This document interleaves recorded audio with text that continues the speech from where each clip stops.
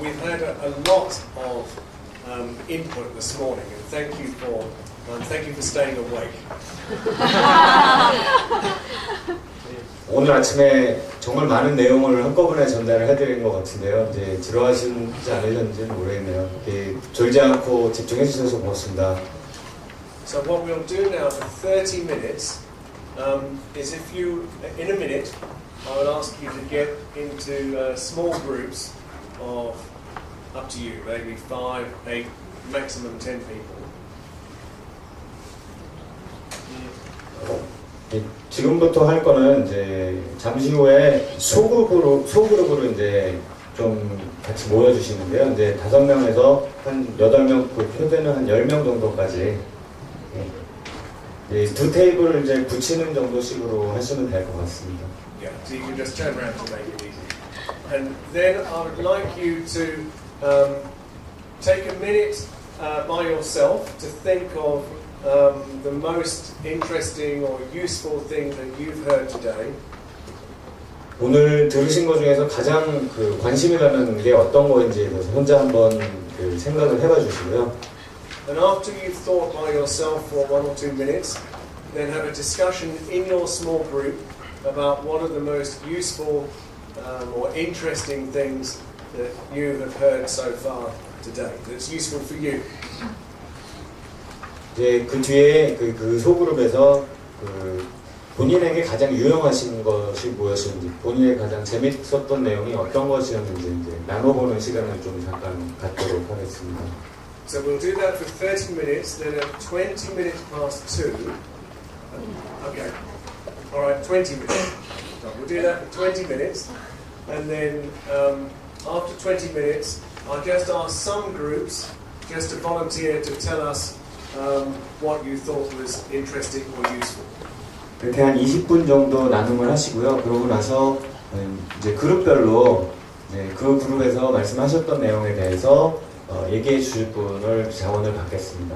And then after that, we'll have sessions on power analysis, on monitoring and evaluation, and on accountability. And then we'll, at the end, try and put some of this into practice by developing an advocacy strategy. 그 다음에 정해진 프로그램들을 수행을 하고요. 그리고 나서 마지막으로 어드버카시를 힘있는 어드버카시를 수행할 수 있는 전략을 이제 마지막 부분에서 얘기하도록 하겠습니다. And here are some things to guide you in the groups, but you don't have to worry exactly about this. Just think, what's the most useful thing for you? 이제 아침에 말씀드렸던 저 화면에 나오고 있는 내용을 참고로 그거를 가이드라인 삼아서 이제 대화를 해주시는데 이제 여기에 지나치게 구속받으실 필요는 없습니다. Is that okay? Any questions? Does that make sense? 말씀드린 것 중에서 이제 질문하실 분 있으신가요? 사람이 아닌데.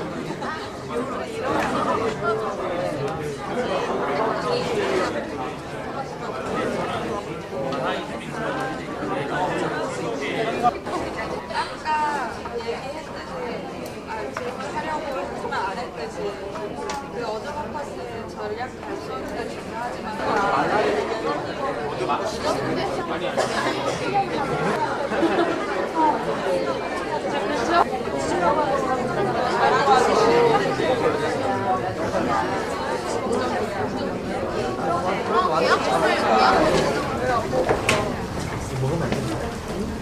저희는 토론이 참 많이 오갔는데 에드보커시와 캠페인에 대한 차이에 대한 것들을 많이 얘기를 했고요.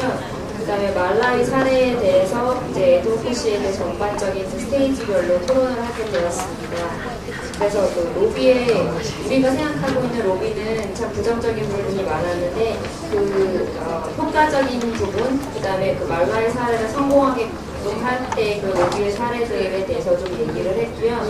그 이런 에드보커시가 문화를 건드릴 때 조심해야 될 부분이라고 할까? 그런 거에 대해서 많은 얘기를 할 수 있었습니다.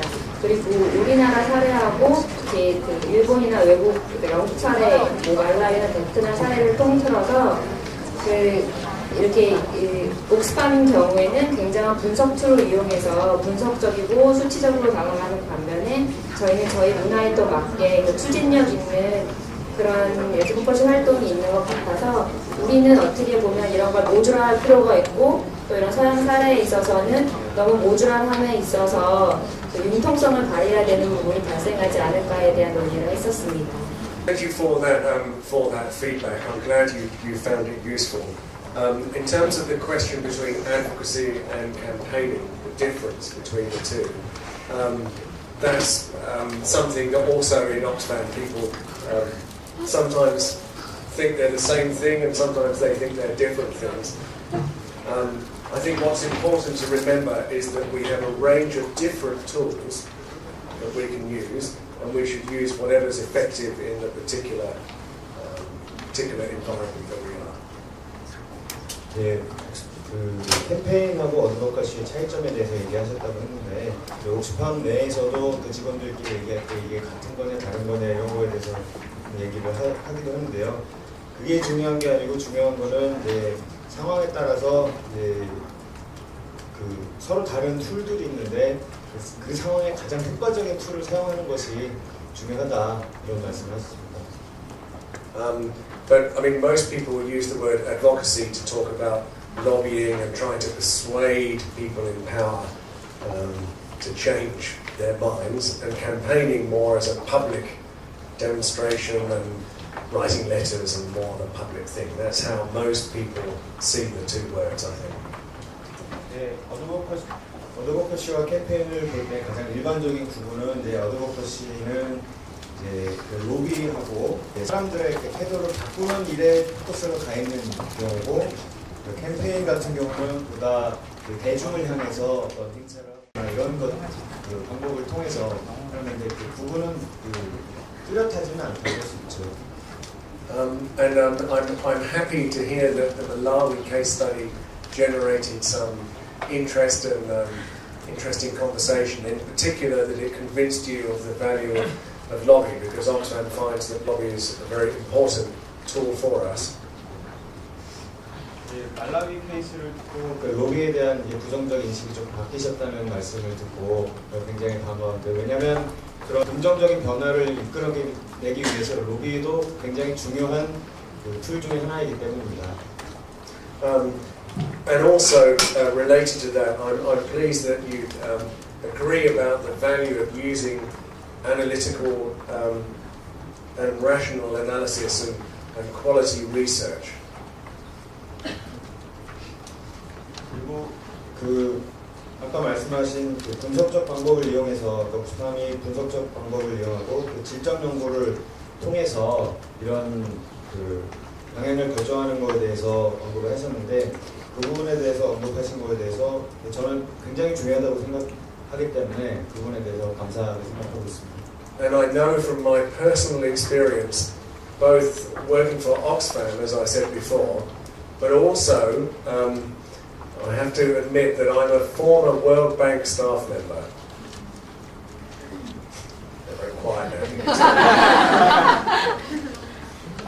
네, 그런 것들은 또 이제 제 개인적인 경험에서도 오는 건데요. 이제 세계은행 같은 경우, 월드뱅크 같은 경우에 그런 그 통계적 툴들, 그런 그 분석적 방법을 사용하는 것을 어느 정도 중시하기 때문에 이런 말씀을 하신 것 같습니다. And in fact, I'm wearing my World Bank clothes today. These are 네, 그 월드뱅크 하면은 이제 국제개발쪽에서 약간 부정적인 인식을 가지는 분들이 많아서, 네, 오늘 옷 입은 것도 이제 약간 월드뱅크 스타일로 입은 게 아니라서 좀 그런 생각이 드는데.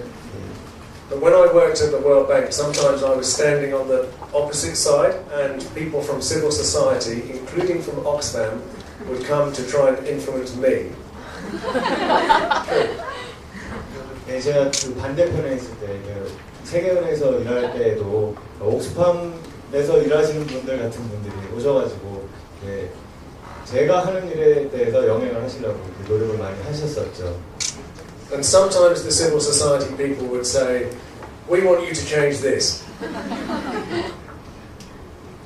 시민사회 단체 분들이 오셔서 이렇게 바꿔야 되지 않겠느냐 이렇게 강하게 얘기를 하시는 경우가 많고요. And I would say, why? 그러면 그 경우에 지금 상황으로 반대로 왜 바꿔야 되나요? And sometimes the civil society people would say, you just have to change it. 네, 객관적인 근거를 제시하지 않고 그냥 바꿔야 된다고요 이렇게 얘기하는 경우도 있었다는 말씀이죠. And sometimes when they said that, I knew in my heart that they were right, but it would be impossible to convince my colleagues in the World Bank.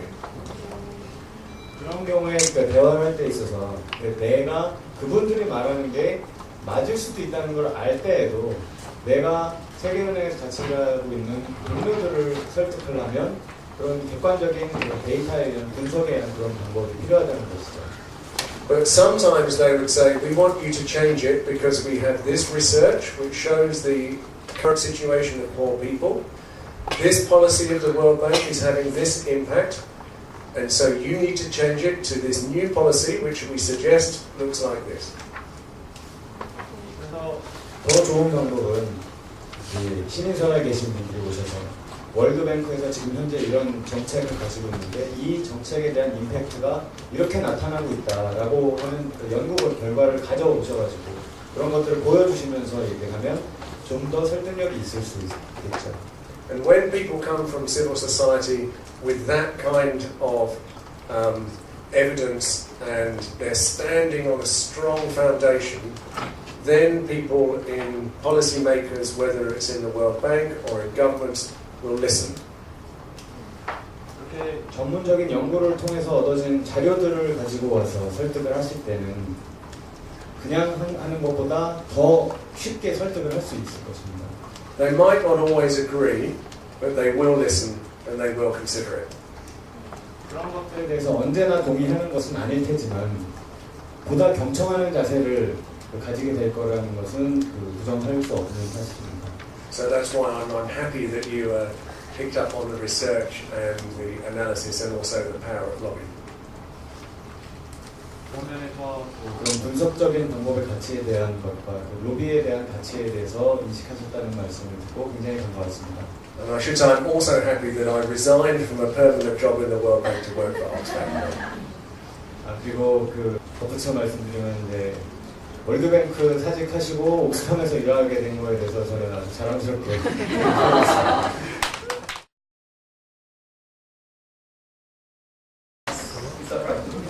30 minutes to just share with you what one of the core pillars of the advocacy strategy, power analysis, means. 지금부터 파워 어널리시스에 대해서 좀 말씀을 드리겠습니다. 20 minutes, okay. Okay, wow. But I have a small apology to make before going into the presentation. 이제 프레젠테이션 시작하기 전에 간단한 사과 말씀부터 좀 드려야 되는데요. The slides that you have in the booklet is an old version. And I want to use a new version. 지금 책에 갖고 계신 거하고 다른 버전의 프레젠테이션을 지금 화면에서는 띄울 것입니다. Most of them are the same, but towards the end it's slightly different. 대부분은 같은데요. 이제 마지막 부분만 조금 보여줄 것입니다. And on the screen, then you will see the new version. So, when you want, so let's say for example in your office, you think in the summer the air conditioner is too cold.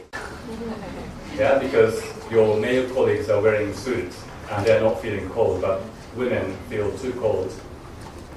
You want to change that. You want to increase the temperature, but you want to make it a consensus. So you're automatically, naturally, without thinking, you are actually assessing how other people think. How many people will agree with you? How many people will try to stop your move? And power analysis, even though it sounds a little bit scary, it's just an organized approach to that kind of assessment. 만약 예를 하나 들자면 여름에 사무실에서 에어컨 온도가 너무 낮을 때 여직원이 온도를 좀 올렸으면 좋겠다는 생각을 하는데 이제 남자 직원들은 이제 정장을 입고 있으니까 별로 춥지 않다고 생각하는 이런 상황이라고 가정을 해본다면 이제 뭐 이론적인 그 배경 필요 없이 본능적으로 뭔가 평가를 하게 됩니다. 내가 이 얘기를 하면 누가 나한테 동의를 해줄 것이고 누가 나한테 반대를 할 것인가.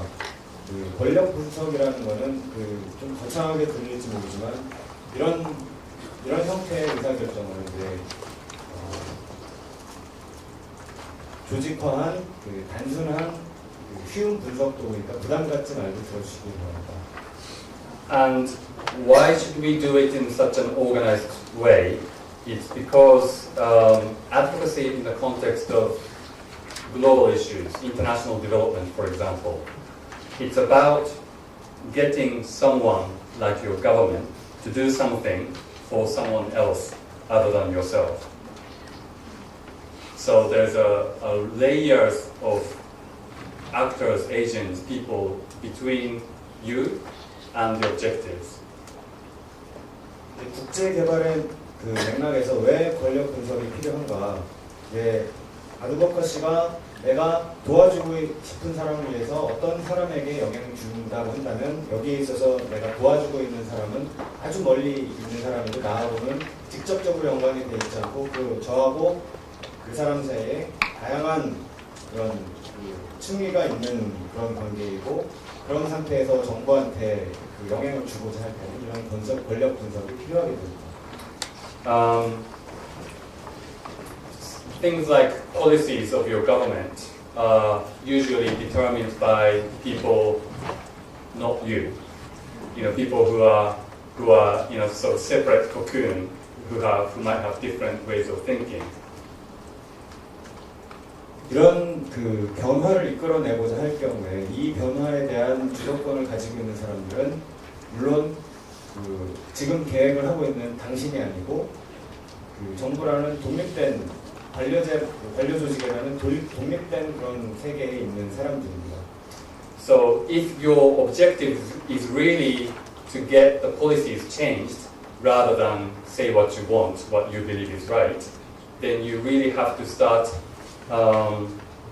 analyzing and getting the knowledge about certain things, certain actors, certain processes.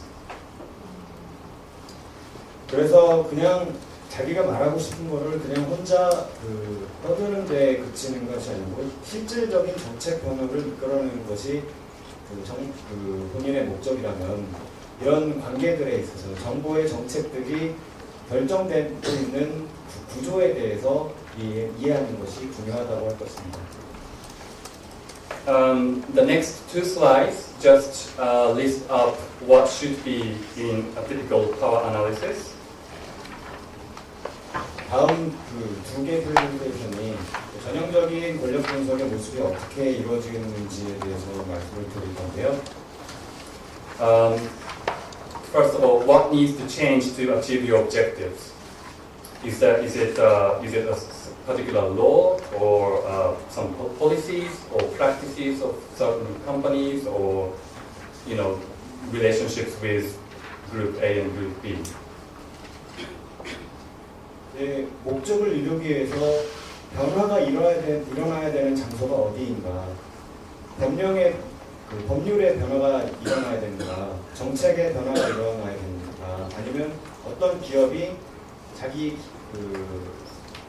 기업 경영을 하는 방식을 변화를 줘야 되는가? 아니면 어떤 그룹들 사이에 관계를 변화시키는 것이 필요한가? 목적을 이루기 위해서 이런 것들에 대해서 먼저 특정을 해야 합니다. What are the drivers or the obstacles to the change that you're trying to achieve?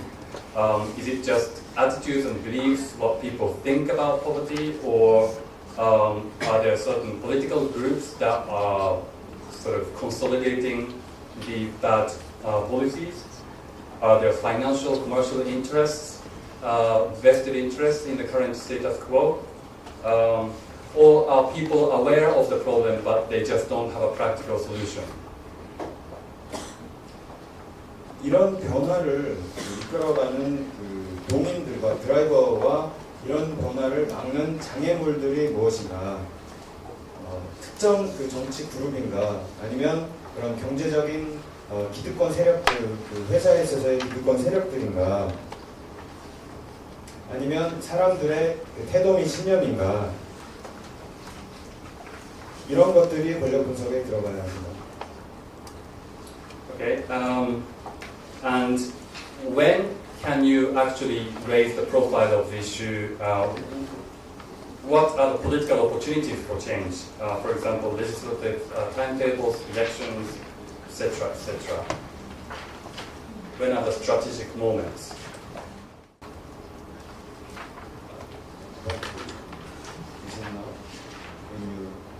The last part of what are the political opportunities?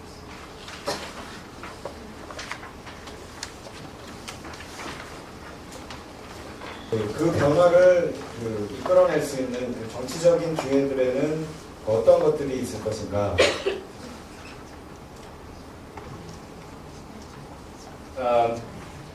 And also, at what levels are the decisions made? International level, national, state level, or political? Are they made by politicians or government, or community leaders, etc.? 그리고 의사결정의 그 수준이 어떤 수준에서 이루어지고 있는가? 국제적인가 아니면은 국내나 지방 자치제인가 아니면 그 정치 그게서 이루어지는가? And the most important thing is really to analyze among those different groups that you mapped, who are most easily influenced by you, and who are the lost causes, who are people that it will be a waste of time for you to try and convince. And then who are in the middle, who are undecided or persuadable. 그 다음에 중요한 것은 이렇게 파악한 그 그룹과 개인들 중에서 누가 가장 설득하기 쉬운가 아니면 누가 가장 설득하기 어려운 것인가 아니면 누가 그 부동층에 섞여 있어서 우리가 설득을 할 수 있을 것인가.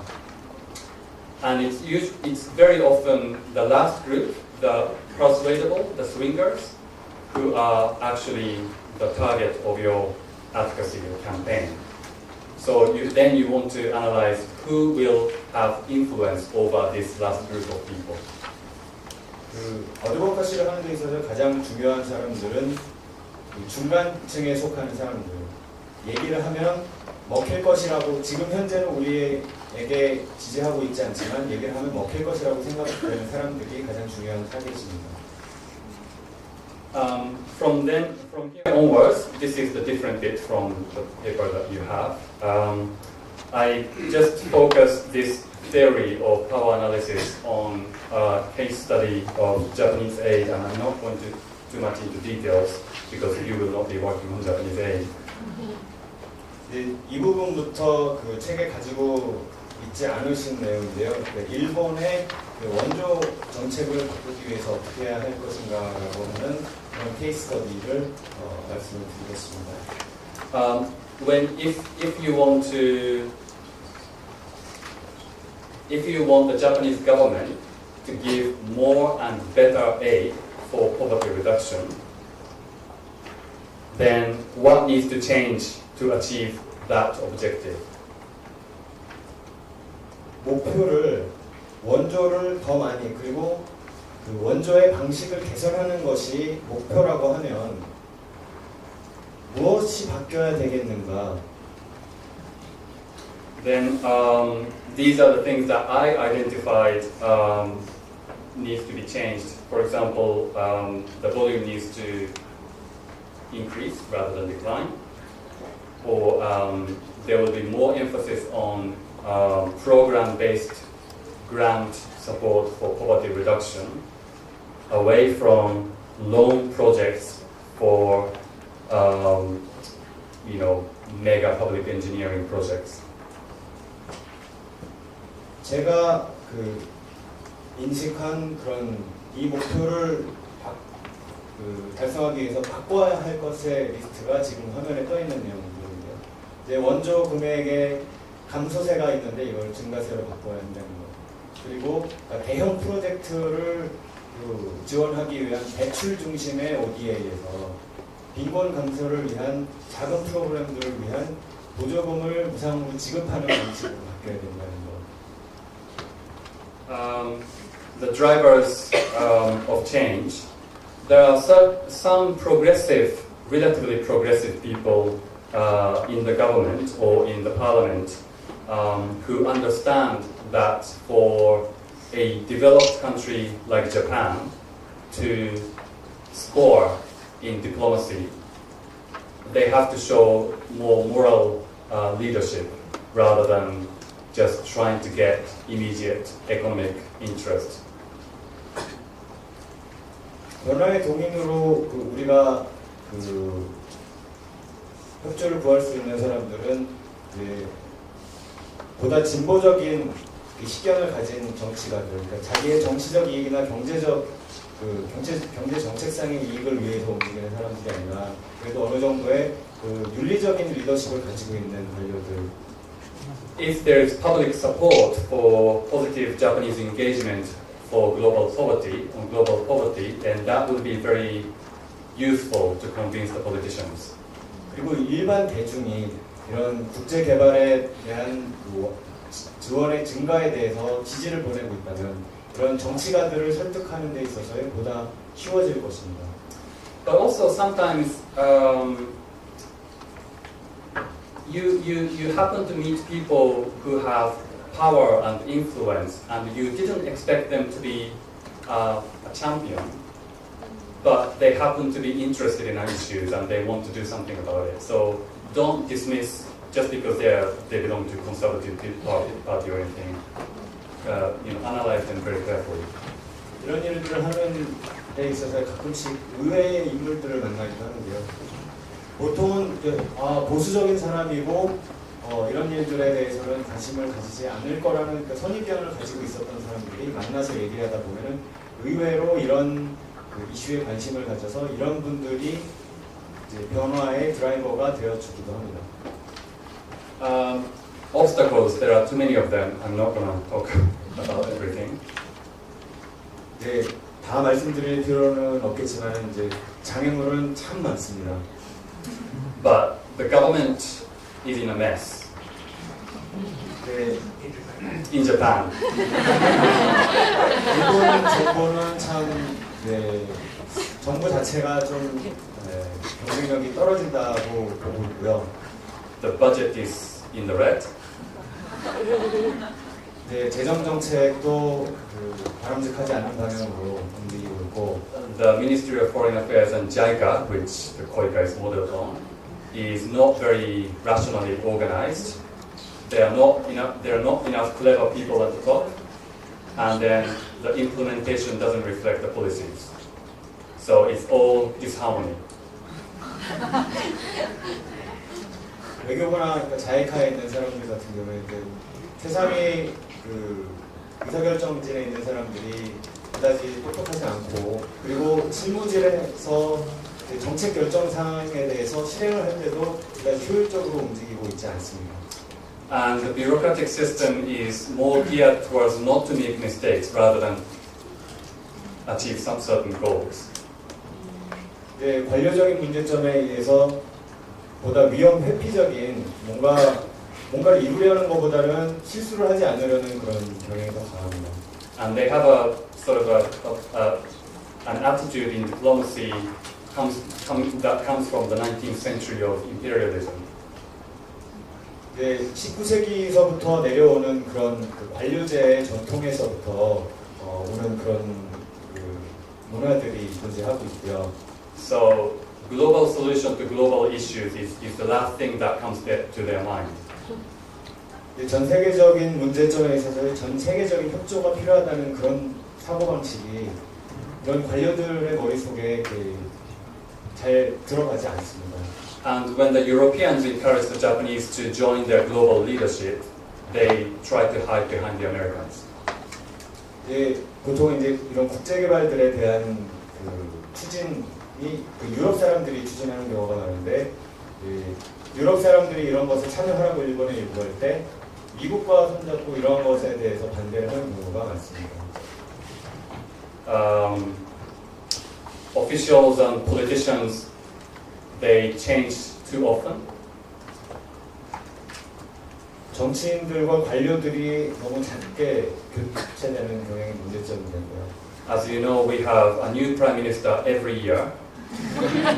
최근에 보셔서 알고 계시겠지만 총리가 매년 바뀌고 있고요. And contribution to global poverty, for example, actually requires Japan to sit down and come up with a long-term vision. And when you have a one-year prime minister, it's impossible. 세계 빈곤 문제에 대해서 실질적인 기여를 하려면 장기적인 계획이 필요한데 1년짜리 총리들이 계속 바뀌어서는 실질적인 기여를 하기가 어렵겠습니다. Opportunities. Those are probably, it would be probably easy for everyone to come up with. Budget cycle, elections, any opportunities to recommend particular, policies on, for example, the Japanese government announced a new policy on health or education last year, and we had a number of opportunities to influence the process. 지금 화면에 떠 있는 것은 좀 이해하기 쉬우실 거라고 생각하고요. 작년에 특히 건강과 교육 문제에 대해서 정책을 발표를 했는데 옥스팜 재편에서 그런 것에 대해서 의견을 줄 수 있는 기회가 있었습니다. When politicians return to their constituency, when you have your supporters in that region, then it's an opportunity to mobilize them to influence that politician. 정치인들이 자기 선거구에 찾아갔을 때 이런 국제개발에 대한 인식을 가지고 있는 유권자들이 많다면 그런 것들을 저희한테 유리하게 작용할 수 있을 것입니다. At what level decisions are made? We try to use international moments, but we also need to be careful that unless Japan feels ownership on that international agreement, sometimes Japan tries to just shy away from that standard. 문제점 중에 하나는 국제적으로 합의된 조약이라고 할지라도 일본 정부 같은 경우는 일본 정부가 주도권을 가지고 있지 못하고 생각할 경우에는 이거를 무시해버리는 경우가 많다라는 것이죠. When lobbying the government, you have to take into account the silo division between different government departments, and they don't talk to each other. So you need to make sure that you talk to everyone.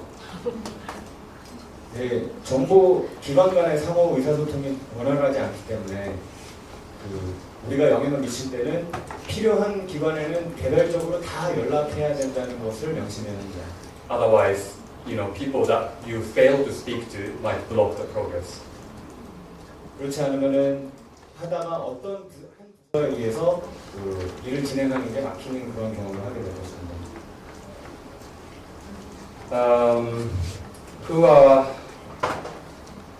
most easily influenced by us, progressive officials, the lost causes, the right-wingers, and there are too many of them, and the mass media per se, apart from those well-hearted, good-hearted individual journalists.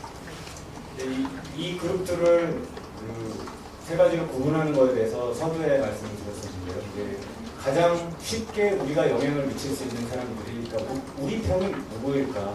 진보적 관료들이나 그런 우리한테 우호적인 태도를 가지고 있는 관료들입니다. But then the swingers, people in the middle, include majority of politicians, government departments that are in charge of bilateral aid as opposed to multilateral aid.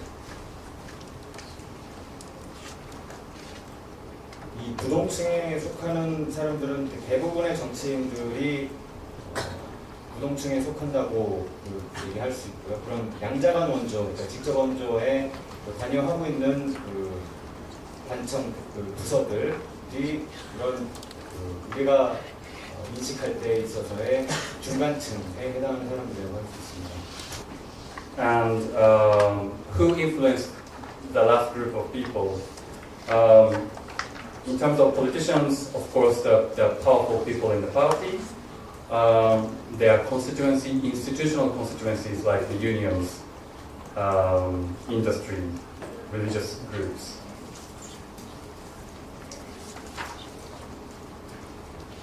예, 이런 부동층에 영향을 미치는 사람들을 이렇게 화면에 보시는 것처럼 열거할 수가 있겠습니다. For everyone, what the government of the United States think is very important in influencing the Japanese government's position. 일본 정부의 입장에 영향을 미치기 위해서는 미국이 어떻게 생각을 하느냐가 상당히 중요한 부분 중 하나입니다. And through this power analysis and through my own experience of doing advocacy in Japan, we find certain differences from typical European cases.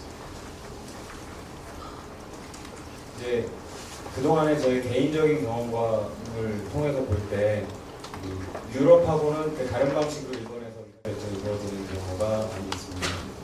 In the context where you don't have very strong top-down leadership from the Prime Minister because the Prime Minister is not forever, then often policies are made bottom-up in the institution rather than top-down. 현재 일본과 같이 총리가 영향력을 강하게 확보하지 못하고 있을 경우에는 탑다운보다 바텀업식으로 의사결정이 이루어지는 경우가 많습니다. But then the problem is that bottom-up policies tend to be not dramatically different from the previous one. It tends to be inertia policies. 이제 바텀업 방식으로 갈 경우에 그런 관료들의 관성이라든가 이런 것 때문에 장애물에 부닥치게 되는 경우가 많다는 것을 인식해야 합니다. I already mentioned the silo divisions. The next point is again the web of human network in the Japanese decision-making network circle is not too rationally. It's sometimes difficult to rationally analyze.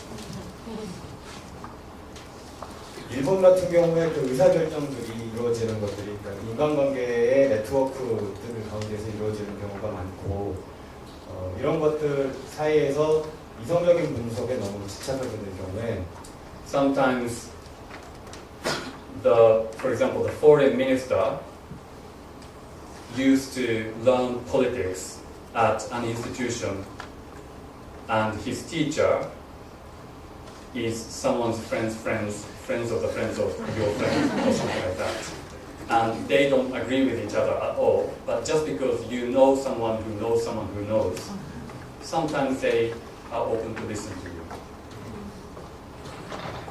가끔씩은 이제 어떤 장관의 스승이었던 분이 어떤 분을 알고 그리고 또 다른 어떤 분을 알고 이런 식의 네트워크로 인해서 연결될 경우에 합리적으로 설득을 해서 하는 게 아니라 이런 관계를 통해서 영향을 미칠 수 있게 되는 부분도 있습니다. And the last point is because of this situation in Japanese politics, you can't really expect existing leaders to come up with a bold, progressive vision. You need a big bang to kickstart that process, just like the Make Poverty history in the UK in 2005. And we wish we had enough money to do that.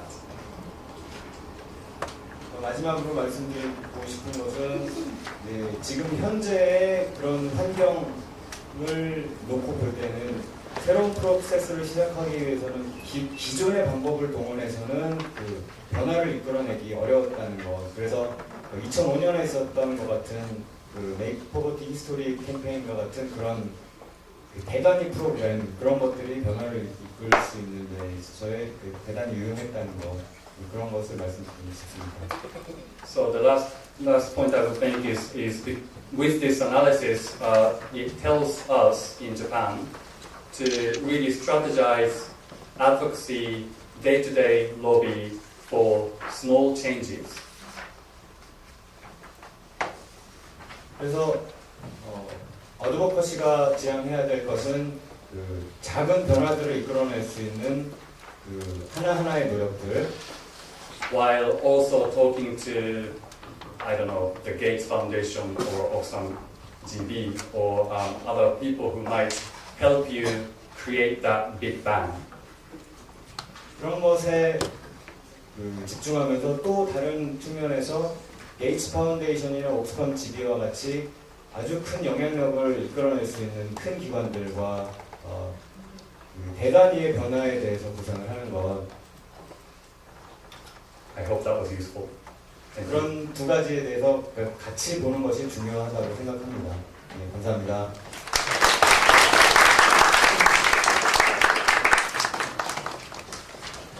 네, 감사합니다. 듣다 보니까요, 그런 생각이 듭니다. 마케팅, 경영 마케팅 쪽에서 이야기하는 영향력 분석 기법이라는 게 있습니다. 그거하고 상당히 유사하다 싶어요. 그리고 영향력 분석 기법을 통한 타겟 마케팅이라는 개념이 있습니다. 마케팅에서. 예, 그 내용을 그대로 이야기하시는 것 같아요. 그래서 뭐 그런 것도 있고, 아까 모금에서 이야기하는 이 우호 세력을 엔젤이라고 부르기도 하고, 절대로 이 장애 요소가 되는 사람들을 게이트키퍼라고 하기도 하는. 그래서 어떻게 하면 그 사람들을 다룰 건가를 연구하는 내용하고 상당히 유사한 것 같고, 다양하게 우리가 한번 고민해 볼 수 있는 내용인 것 같습니다.